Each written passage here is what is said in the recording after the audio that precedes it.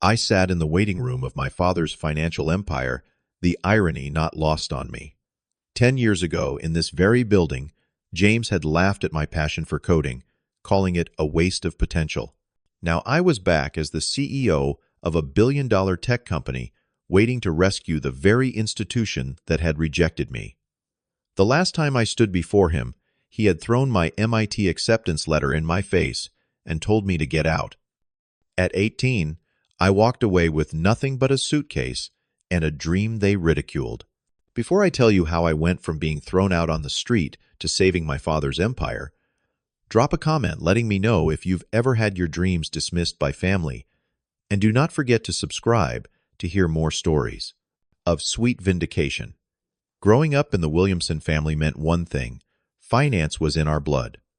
My father, James, was chairman of the third largest financial group in America. His reputation for ruthless efficiency and market instinct made him something of a legend on Wall Street. Our family name adorned buildings, endowed university chairs, and commanded respect in every financial circle that mattered. My mother, Margaret, was equally formidable. As an executive director at a top investment bank, she balanced spreadsheets with the same precision she arranged our family schedule. Nothing was left to chance, especially not the futures of her children. Our sprawling estate in Connecticut, with its manicured gardens and private tennis courts, was the perfect backdrop for raising future financial titans. My older brother Thomas had already fallen perfectly into line. By 25, he managed his own hedge fund and was featured in Fortune magazine as a rising star. His Harvard Business School diploma hung prominently in the main hallway of our home, a constant reminder of the path I was expected to follow. From my earliest memories, the trajectory was clear. Prep school Ivy League summer internships at prestigious firms, then taking my place in the family empire. The Williamsons had been building this legacy for 3 generations, and I was expected to continue the tradition without question. But something happened when I was 7 that changed everything. My parents bought our first home computer, an expensive machine meant mostly for show and occasionally for my father to check stock prices. While they saw a status symbol, I discovered a portal to another world. The only person who seemed to notice my fascination was Mr. Garcia, our gardener. He found me one afternoon, eyes glued to the screen, as I figured out the operating system through pure trial and error. Instead of shooing me outside like my parents would have, he sat beside me and watched with genuine interest. "You have a natural talent, Chandler," he said, the first person to ever acknowledge my affinity for technology. "My nephew studies computers at the community college. Maybe I can bring some books for you next time." True to his word, Mr. Garcia smuggled in basic programming books, hiding them beneath gardening magazines. Those dog-eared pages became my first teachers, and our garden shed became my secret classroom during summer breaks when my parents thought I was practicing tennis. The first time I made the computer display my name in flashing colors, I felt a thrill no stock portfolio could ever match. I was creating something from nothing, using only logic and imagination. While my family moved money around, I was building new worlds out of code. By 14, I was spending every free moment learning programming languages. Late at night, after my parents thought I was asleep, I would slip out of bed and return to our home computer. The glow of the screen became my companion as I taught myself C++ and Java languages that felt more natural to me than the financial jargon my father tried to teach at dinner. That year, I developed my first real application, a simple budget tracker that helped my few friends manage their allowances.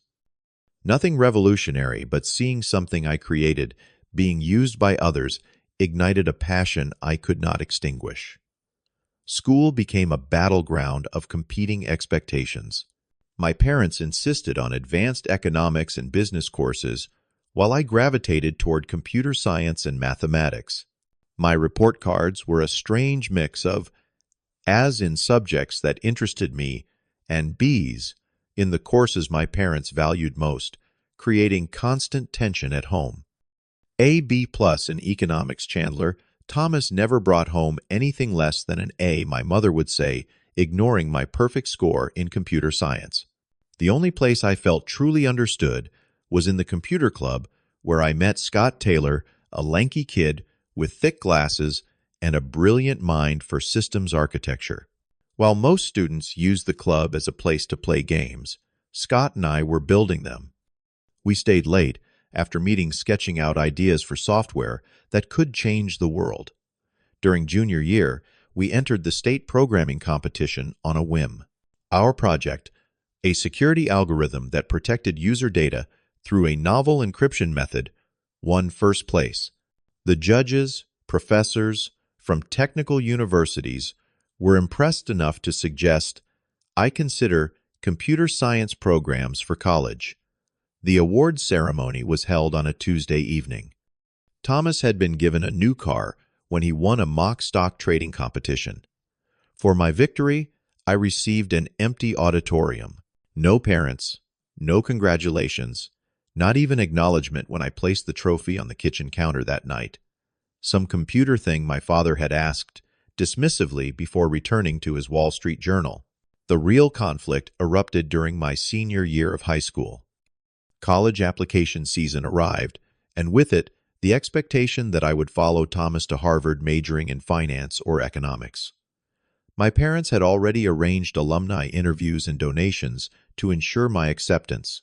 Your path is set, Chandler, my father announced over dinner one evening. Harvard undergraduate, then either Harvard Business School or Wharton for your MBA. By 30, you will be positioned to take over the Asia-Pacific division. My entire life had been plotted on a spreadsheet I never asked to see. That night, I gathered my courage and spoke up. I want to study computer science at MIT, I said quietly but firmly. The silence that followed was deafening. My mother placed her fork down slowly, while my father stared at me as if I had suggested becoming a street performer. That is not happening, he finally responded. Technology is for people who are not smart enough to understand finance. The Williamsons are not technicians. We are strategists, market makers. Your brother understood this. Why can not you, because I am not Thomas? I replied, my voice stronger now. I have different talents, different interests. Interests do not pay for this lifestyle. My mother interjected, gesturing around our dining room with its crystal chandelier and antique furniture. Hobbies are fine, Chandler, but your future lies in finance. The argument escalated with voices rising and decades of family expectations bearing down on me. My father ended the discussion by placing a Harvard application in front of me. Fill this out. End of discussion. I completed the Harvard application as instructed, but secretly prepared another for MIT. When my early acceptance letter from MIT arrived, including a partial merit scholarship based on my programming competition results, I could not hide my excitement. I had been recognized for my talent, not my family name. The letter arrived while my parents were hosting a dinner for potential investors. I made the mistake of opening it in the kitchen, where my expression caught my mother's attention. "What is that?" she asked, stepping away from her guests. I got into MIT. With a scholarship, I answered, unable to keep the pride from my voice. She snatched the letter from my hands, her face darkening as she read it. Without a word, she walked back to the dining room and whispered something to my father. His expression shifted from confusion to anger as he excused himself. What followed was the worst argument of my life. My father called me ungrateful, rebellious, foolish. Each word cut deeper as he dismissed my passion as childish and impractical. Computer programmers will always work for people like us, he said, with absolute certainty.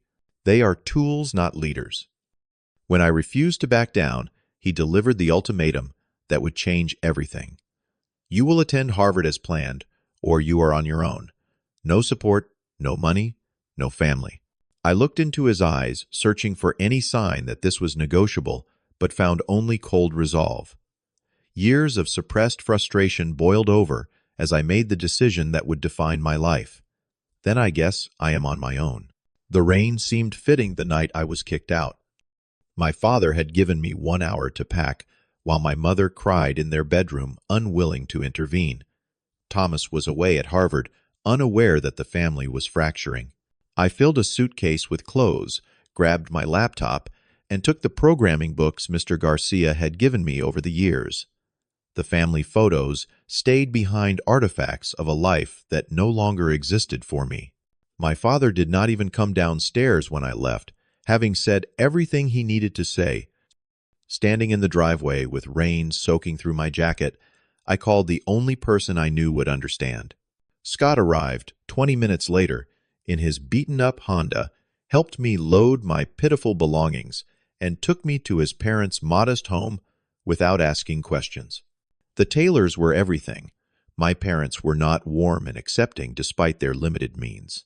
They set up an air mattress in Scott's room and told me I could stay as long as needed. Mrs.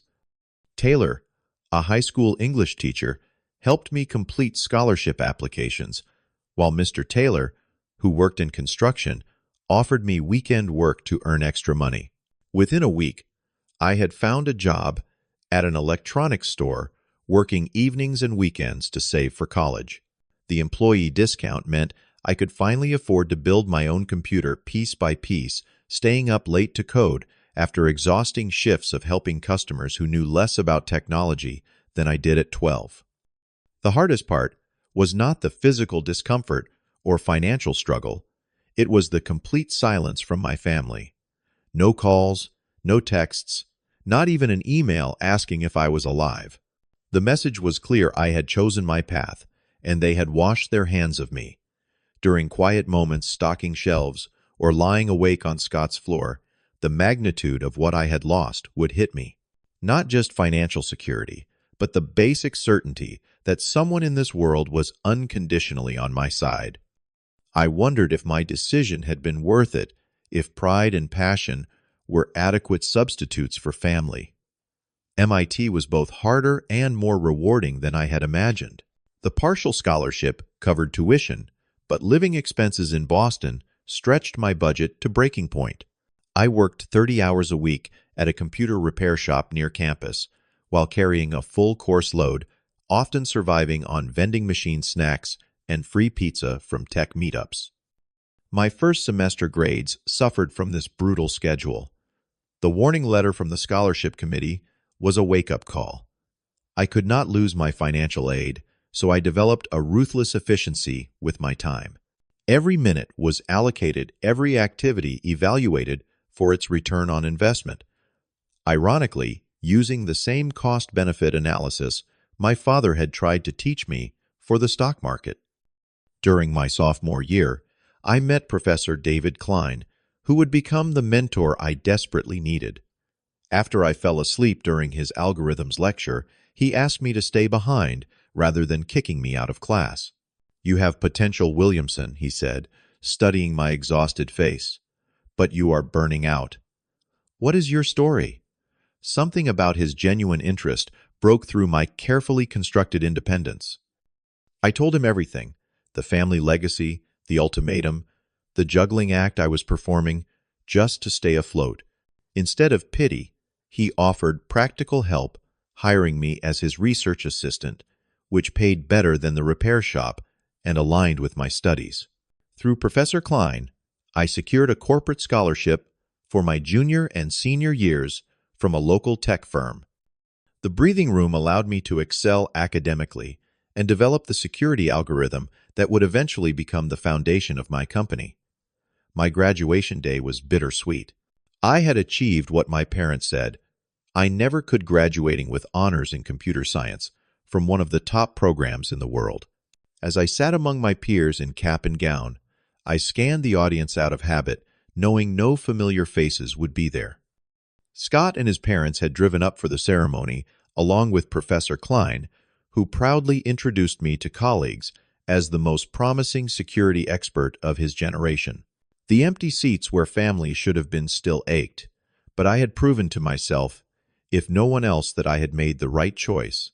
With our MIT degrees still fresh, Scott and I rented a tiny apartment in a rundown part of Boston.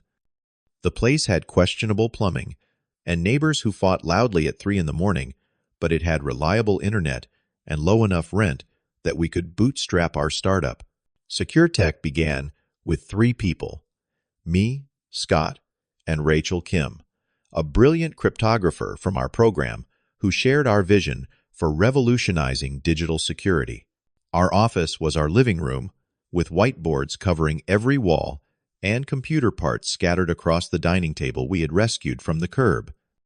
The first year was brutal. We lived on ramen and coffee coding 18 hours a day to build our security framework. The few hours we were not working were spent pitching to investors who consistently rejected us. Too technical, no proven market, great technology. But do any of you have business experience? After our 7th rejection, I hit my lowest point. Sitting on the fire escape of our apartment building at 2 in the morning, I questioned everything. Maybe my father had been right. Maybe I was just a technician with delusions of grandeur. The next day, our electricity was scheduled to be cut off due to late payment. That same night, a small local bank suffered a devastating cyber attack, losing customer data and nearly $2 million. Their security system provided by one of the major financial firms had failed completely. Scott saw the news first and burst into my room at dawn. "This is it, Chandler. This is our chance." I called in a favor from Professor Klein, who knew the bank's IT director. We got 15 minutes to pitch our solution, promising implementation within 48 hours. They were desperate enough to take a chance on 3 unknown MIT graduates with a prototype. We did not sleep for those 2 days, installing our security system and reinforcing their network. When a second wave of attacks hit the banking sector the following week, our client was the only local institution to remain unbreached. Within a month, we had signed contracts with 5 more regional banks. The trajectory from that point changed dramatically. We moved from our apartment to a real office in downtown Boston, hired our first employees, and started paying ourselves actual salaries. The local success story caught the attention of Jason Turner, a venture capitalist who specialized in cybersecurity startups. His $5 million investment allowed us to expand beyond banking, developing security solutions for healthcare providers and retail chains. Within 2 years, we had offices in Boston, San Francisco, and New York, with a growing team of 50 employees. By year 4, SecureTech was valued at $100 million with clients across multiple industries. My algorithm had been refined and expanded, becoming the industry standard for financial data protection. Tech journals began running profiles on the security prodigy, reshaping how companies protected their data. One prominent article in Technology Today detailed my rise without mentioning my family background. I had built my reputation on merit alone, exactly as I had wanted to prove I could. When a reporter asked about my family during an interview, I deflected with a rehearsed response about focusing on the future rather than the past. The truth was, I still checked for my parents' names in financial news, still wondered if they ever saw articles about me, still felt the absence of their recognition, even as industry leaders praised my innovations. Success was healing many wounds, but not all of them. 7 years after being thrown out of my childhood home, I sat in our San Francisco headquarters, reviewing acquisition offers from tech giants. SecureTech had grown beyond anything I had imagined that rainy night with my suitcase. Our latest funding round had valued the company at just over $1 billion. We employed over 1,000 people globally, and our security protocols protected 70% of the major banks in America, along with countless other businesses. My personal life had stabilized as well. I had met Jessica Rodriguez, our marketing director, during a product launch event. Her strategic mind and direct communication style reminded me of my mother in the best possible ways. After 2 years together, we had bought a house in the hills overlooking the Bay Area, a comfortable home that felt nothing like the cold mansion of my childhood. The notification that changed everything came on an ordinary Tuesday. A news alert about a major security breach at Williamson Financial Group with estimated initial damages of $200 million and rapidly deteriorating market confidence. I stared at my phone, reading reports of my father's company, losing 60% of its stock value in a single day. Clients were fleeing regulators, circling, and analysts predicting the possible collapse of the institution my family had built over generations. For hours, I did nothing watching as more details emerged. The attack was sophisticated, targeting proprietary trading algorithms and client data. The company's outdated security infrastructure had been overwhelmed, exactly the scenario I had been warning about in industry speeches for years. That evening, I discussed it with Jessica and Scott over dinner at our home. They would never ask for my help, I said, pushing food around my plate. And I am not sure I would give it if they did. This is not about them asking, Jessica replied. This is about what you want to do. The question is, will you regret not offering help when you could have Scott, who had been there from the beginning, knew better than anyone what my family had put me through? You built secure tech to protect people from exactly this kind of disaster. Does it matter who needs the protection? I spent the night thinking about identity forgiveness and the person I wanted to be versus the person hurt had made me. By morning, I had my answer. The Williamson Financial Group headquarters had not changed much. Same imposing marble lobby, same hushed atmosphere of money and power. The receptionist did not recognize me, which was unsurprising. 10 years and a completely different life had transformed me from the teenager who had last walked these halls. I need to see James Williamson, I said. Tell him Chandler is here. Her expression showed skepticism, but she made the call. The shock in her eyes told me the moment my father responded. 2 minutes later, I was escorted to the executive floor. My father's assistant, a new face, looked stressed, and sleep-deprived evidence of the crisis consuming the company. She knocked once on his door before opening it without waiting for a response. A breach of protocol that spoke volumes about the current chaos. James Williamson had aged a decade in what seemed like more than the actual years that had passed. His hair had gone completely gray, and new lines marked his face. The confidence that had once radiated from him was dimmed, replaced by the haunted look of a man watching his life's work crumble. When he saw me, multiple emotions crossed his face in rapid succession. Shock, confusion, embarrassment, and something that might have been pride before being quickly suppressed. Chandler. Just my name spoken with a complexity of feeling neither of us was prepared to address. Hello, Father. I remained standing, briefcase in hand. I saw the news. He straightened in his chair, some of his old authority returning. Have you come to gloat? To watch the fall of the empire that was supposed to be your inheritance? I did not come here for an apology, I replied calmly. I came to save your company. I opened my briefcase and laid out the preliminary security assessment my team had compiled based on public information about the breach. SecureTech can implement a complete security overhaul and stop the bleeding within 72 hours. We can recover at least 60% of the compromised data and restore client confidence within 2 weeks. He stared at the documents, then at me. Why would you help us after everything? Because this is what I do. This is what you dismissed as a hobby, what you said would never amount to anything. I protect companies from exactly this kind of catastrophe.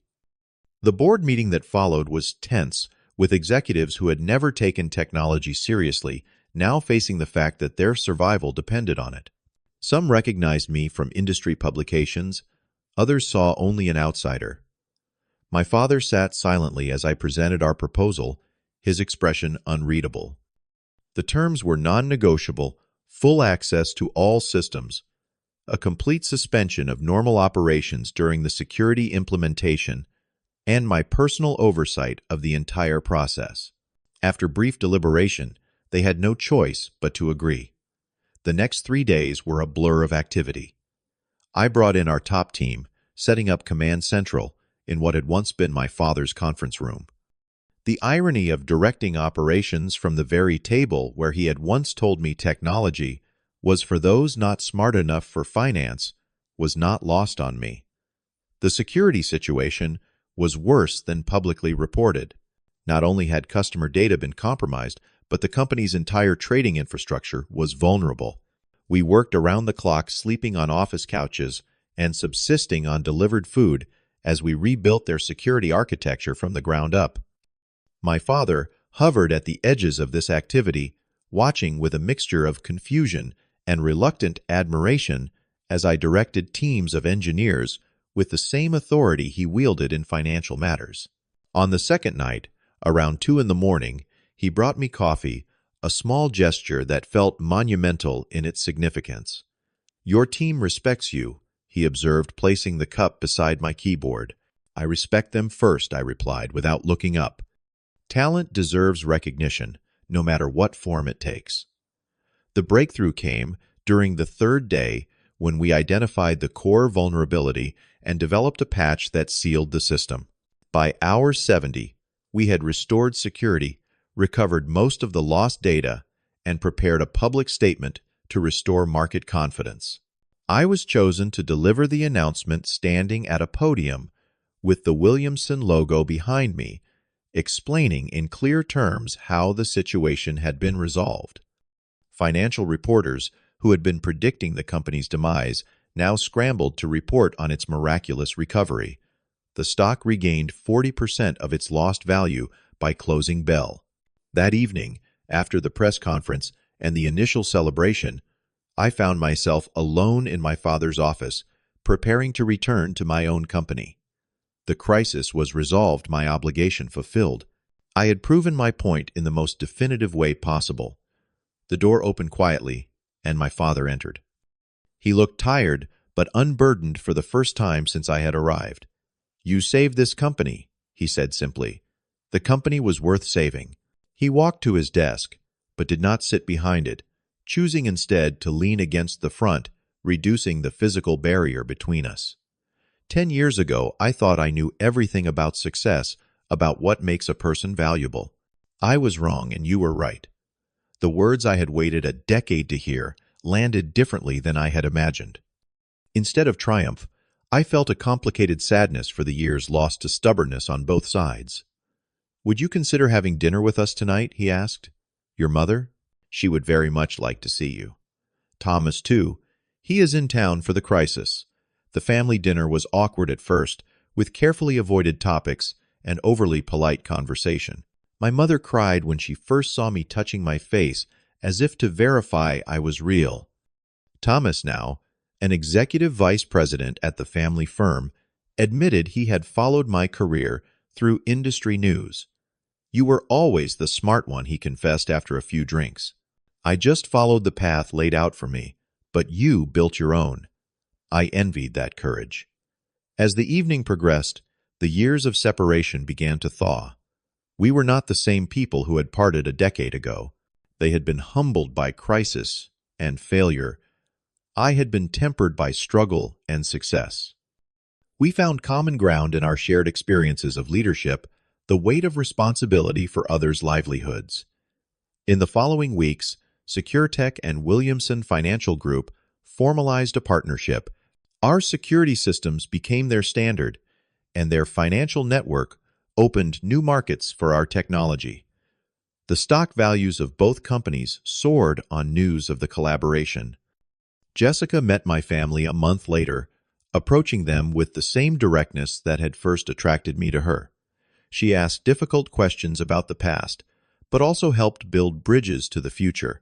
My mother particularly took to her, perhaps seeing in Jessica the strength she had always valued. The healing process was not instantaneous or complete. Some wounds were too deep for simple resolution. But understanding began to replace. Resentment and respect grew where dismissal had once lived. I maintained my independence, never rejoining the family business, but creating a new connection between our worlds.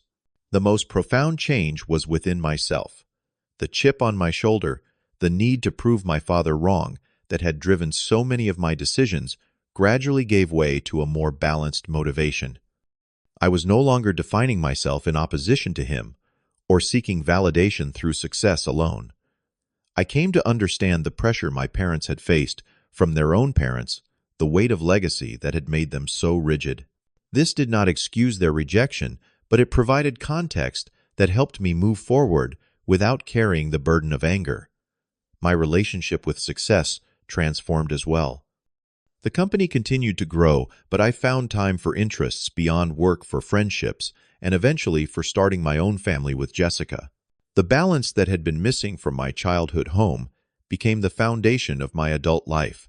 Sometimes the most winding road leads you exactly where you need to be, and the sweetest revenge is not someone else's downfall, but they're finally seeing you as you truly are. Have you ever experienced a moment where someone who doubted you finally had to acknowledge your worth? Share your story in the comments below. If this journey of perseverance and vindication resonated with you, please like this video and subscribe to hear more real-life stories about overcoming family expectations to find your own path.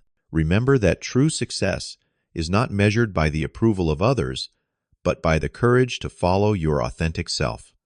Thank you for listening to my story, and may you find the strength to pursue your passions regardless of who stands in your way.